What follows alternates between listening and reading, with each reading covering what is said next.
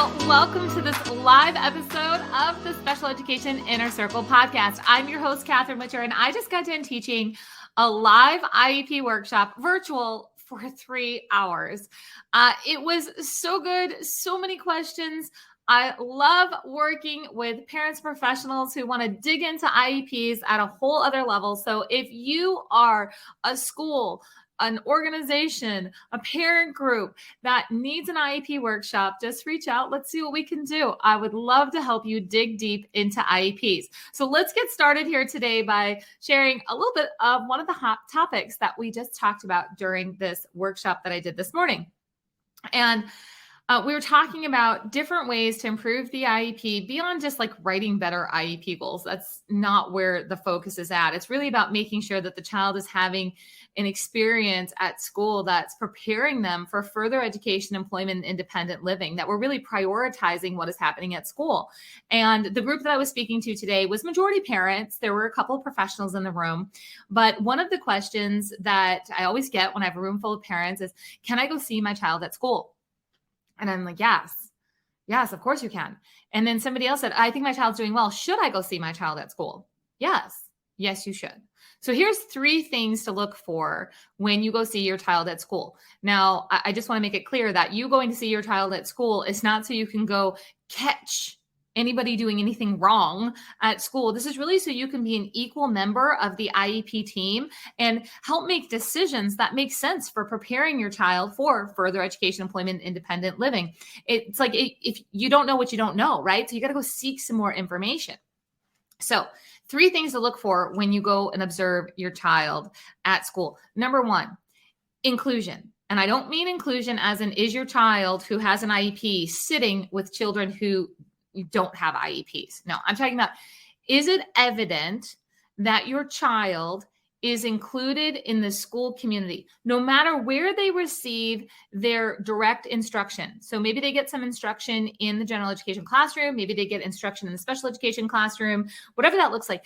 Do they look like part of the school community? I'm looking for inclusive experiences. I say this all the time. Inclusion is not a place.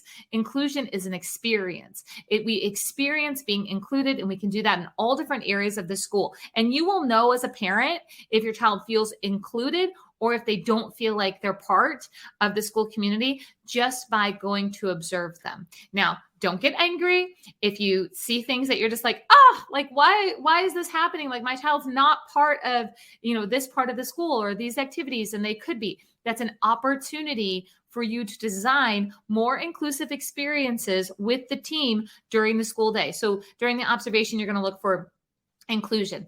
The second thing that I want you to look for is prompting, the level of prompting that your child's receiving throughout the day. See, we want your child to be as independent as possible. And a lot of times what we see is a lot of adult prompting throughout the day, sometimes even in areas where your child may actually need less help. They could be more independent, but because maybe they needed more prompting in the beginning of the school year, and now they don't need as much, but nobody really backed off of it. Nobody really faded those prompts. Or maybe your child's being prompted to do things that they could do by themselves, but they kind of have their staff kind of snookered into like, oh, I need help doing this. And you're like, seriously? I know that my child can do that. I know that they can do that on their own at home, and they're getting all this help from the school staff. So that's an opportunity. Or maybe you're seeing an area where your child's struggling, like, oh, with a little bit of help, they could actually do that. So you want to be looking at prompting and the supports and how they're being implemented and what's happening there. So the third thing that I want you to do when you go and you observe at schools, I want you to be curious. I want you to be ready to ask questions. I want you to be asking things about like, well, how does the school facilitate friendships at recess?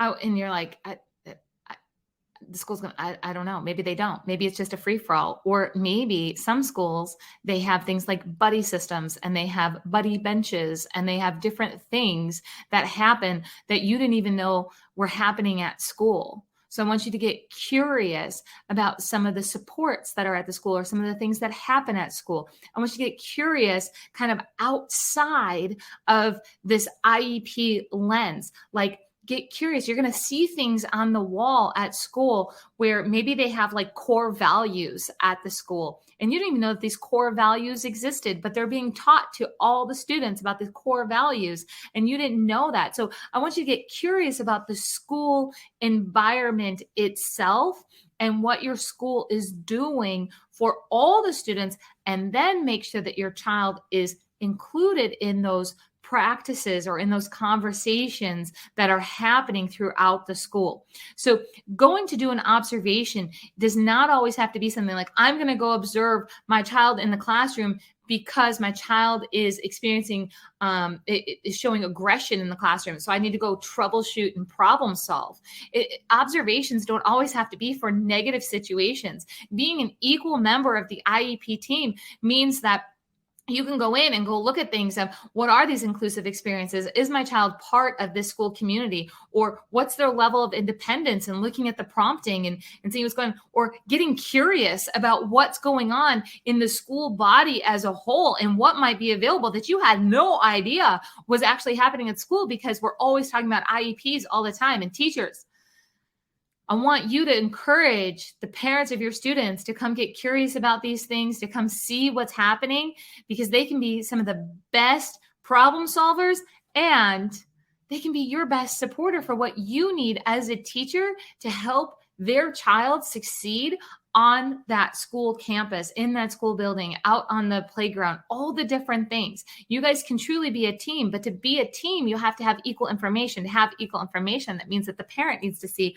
what's happening during the school day. So I'm going to encourage you, go see what's happening at your child's school during that day. Keep these 3 points in mind as you go do that. Teachers, encourage the parents, and I hope to see you guys maybe in person at an IEP workshop, maybe virtual like I just did for an IEP workshop, or maybe I'll even see you inside of the Master IEP Coach Mentorship. That's where I train you to do what I do and help families and teachers and schools through the IEP process. So that's at masteriepcoach.com. Don't forget, if you found any of this helpful, if you're like, that's a great tip, I should go see my child at school, and I'm going to definitely look at their independence level, and I'm definitely going to look at their inclusive experiences, please leave a comment. Or if you're listening on Apple, make sure that you leave a 5-star review. Every time you leave a comment or you leave a review, it helps more parents and teachers get these IEP strategies that are much needed to make sure that every child's receiving an appropriate education, meeting their unique needs,